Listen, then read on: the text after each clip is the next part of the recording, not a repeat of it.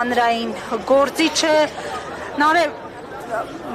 կոնկրետ փոխվարչապետի հետ հանդիպումից պետք է ակնկալիքներ ունենան։ Ցավոք սրտի ես չգիտեմ ինչպես խորհուրդը, ես ինքս երկարաժամկետ ակնկալիքներ չունեմ։ Եթե նույնիսկ կարճաժամկետ որևէ լուծում տրվի, էլի կզարմանամ, բայց կարծում եմ, որ խորհուրդը պետք է հասնի նրան, որ քննարկումներ լինեն եւ երկարաժամկետ լուծումներ տրվեն այս խնդիրներին։ Եվ հարցը ոչ միայն սոցիալական խնդիրների մասին է, ինչպես գիտեք, հենց խորհուրդը 4 հիմնական ուղղություն է առանձնացրել, որոնցից է արցախցիների հավաքական վերադարձի իրավունքը, որոնցից է գերիների վերադարձի համար ջանքեր գործադրելը, որոնցից է պատմամշակութային ժառանգությանը տեր կանգնելը եւ նաեւ այն պահանջագրում, որ ներկայացվում է, շատ ավելի մանրամասն տարբեր խախտված իրավունքներից է խոսվում, այդ թվում քաղաքացիությունից ապօրինի ձևով զրկելուց, այդ թվում իշխանությունների կողմից հակաարցախյան վարվող քաղաքականությանը, տեսնում եք, որ տարբեր պատգամավորների մակարդակով, Նիկոլ Փաշինյանի մակարդակով դաշտ են նետվում հակաարցախյան տարբեր թեզեր եւ բնականաբար հասարակ ժողովուրդը վատ է զգում իր վրա զգալով այդ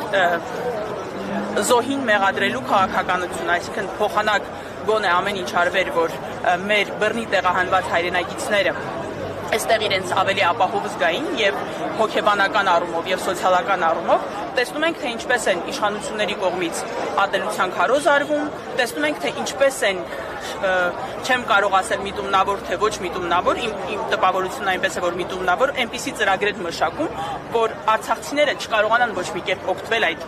ծրագրերից եւ ստիպված լինեն այժմ իրենց երեխաներին պահելու համար արտագաղթել, թողնել հեռանալ մայր հայրենիքից։ Հայկ, Նարե, ես ուզում եմ այս համատեքստում անդրադառնանք այսօր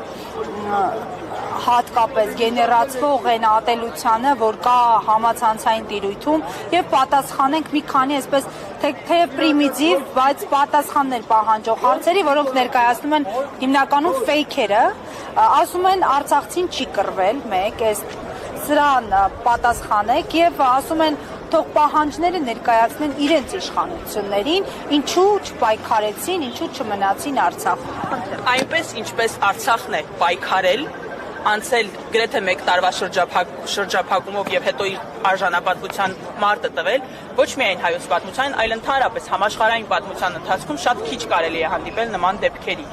1 օրվա ընթացքում Արցախի հյուծված բլոկադայով անցած փոքրաթիվ պաշտպանության բանակը կարողացել է այնպիսի վնասներ հասցնել թշնամուն, որ նրանք մինչև այժմ խոսում են այդ վնասներից։ Մի քանի 44 օրյա պատերազմի հետ եթե համեմատեք, մի օրվա ընթացքում այն էլ ըստ պաշտոնական տվյալների Բաքուն տվել է մի քանի անգամ ավելի շատ զոհ 1 օրվա մարտերի ընթացքում։ Արցախցին ոչ միայն մինչև վերջ պայքարել է իր երեխաներին զրկանքների ենթարկելով, կիսասոված պահելով, այլև այդ ամենից հետո տվել է իր արժանապատվության մարտը եւ հենց դրա համար է, որ թույլ են տվել թեկուզ բռնի տեղահանվեն, այսինքն եղել է եւ էթնիկ զտում եւ ցեղասպանություն, բայց բնական է, որ Ադրբեջանի քաղաքականությունը այնպիսին է, որ նա կցանկանար, որ ոչ մի արցախցի էլ ողջ այնտեղից դուրս չգար եւ միայն մեր հերոսների մաքարման ինքնազոհության շնորհիվ է, որ կարողացել են մարդիկ իրենց երեխաներին այդ կրակից դուրս հանել այդ պահին։ Ինչ վերաբերվում է այն բանին, որ իրավունք չունեն պահանջել Հայաստանի Հանրապետության իշխանություններից, նախ եկեք ֆիքսենք, որ այդ ամբողջ ընթացքում թե Պրահայի հայտարարությամբ, թե տարբեր հարթակներում հայտարարություն անելով եւ Արցախը Ադրբեջանի մաս ճանաչելով, Նիկոլ Փաշինյանը նպաստել է, որպեսզի այս ագրեսիան տեղի ունենա եւ ագրեսիայի ընթացքում նույնպես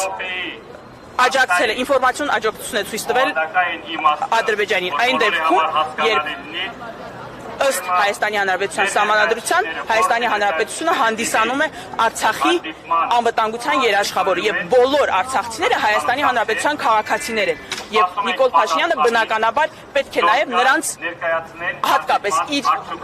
քաղաքականության հետևանքով առաջացած